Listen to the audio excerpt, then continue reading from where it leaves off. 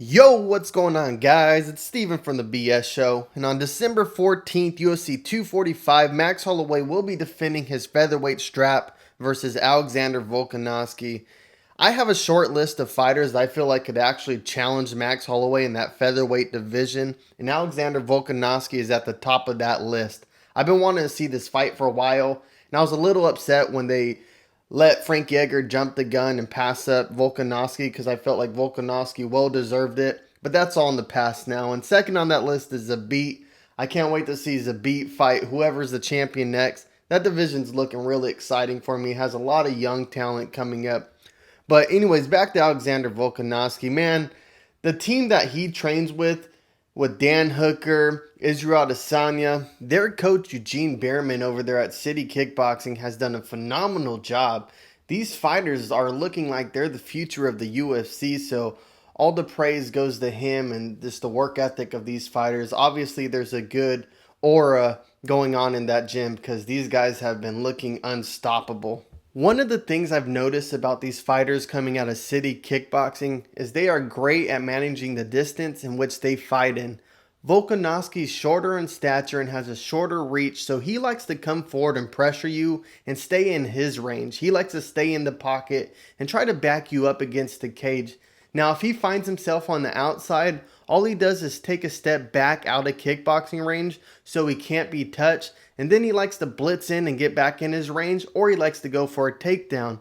That's the hard thing about fighting a short fighter too that has absolute power in their hands and great wrestling, because the takedown and the overhand almost look identical through the first third of the movement. Here's a clear example of it in the Khabib vs. Conor fight. Khabib level changes. Conor thinks it's a takedown, so he puts his hands out trying to stop Khabib from shooting, but instead leaves his chin wide open and ends up getting cracked.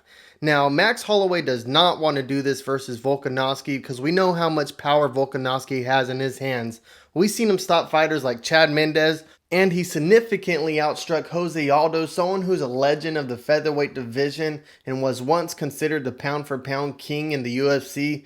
So yeah, I mean, Volkanovski's a handful. I also feel like a lot of the people in the MMA community are sleeping on his striking, but I really hope that Max Holloway's not, because we've all seen Max Holloway get a little overconfident, a little cocky, point towards the center of the ring and say, hey, let's throw caution to the wind and slug it out. And it's fun to watch and it's exciting, but I'm telling you right now, if he does that versus Volkanovski, Volkanovski has some heavy hands. He was once all the way up to 200 pounds. He's a big 145er, and he can knock you out. And he trains with some elite level strikers, so he's really good at picking his shots in those type of situations. So if Max Holloway gives him that opportunity to throw caution towards the wind, I gotta be honest, I see Volkanovski winning in those exchanges just because he's better. He's more designed to fight in the pocket like that. He's smaller, denser, and he could put more sharper punches together in the pocket. So yeah, we all know who Max Holloway is and how skilled he is, unless you're like Patrick Starr and you've been living under a rock. I mean, Max Holloway's been in a Drake song. He's fought 4 championship fights in the last year. He's a celebrity of the sport. He's a fan favorite, and he always brings it, breaking his opponents. And that's the exact segue that I want to use to make this next point.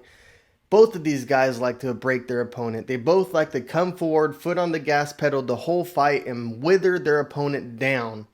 Now, makes for an interesting concept here going into this fight, because this is like the unstoppable force versus the immovable object. Who's going to take a step back first, and who's going to gas first? Personally, I think both of these guys have amazing cardio, amazing gas tank. It's almost limitless, and I think it's going to make for fight of the night.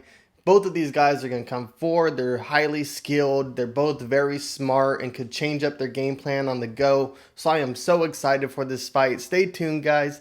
Let me know who you think is going to win in the comments below. Do you think Max Holloway is going to do what he does and defend the throne? It is what it is. Or do you think Volkanovski is going to come in and say, hey, there's a new reign in town. City Kickboxing is taking over, and he's going to claim that belt. Anyways, guys, if you're new to the channel too, please sub below, hit the like button. We're really trying to grow this channel, and we appreciate any love and support. And that's it. Stay tuned where we talk about the BMF belt and that whole fight. But until then, I'll see you guys next time. Peace.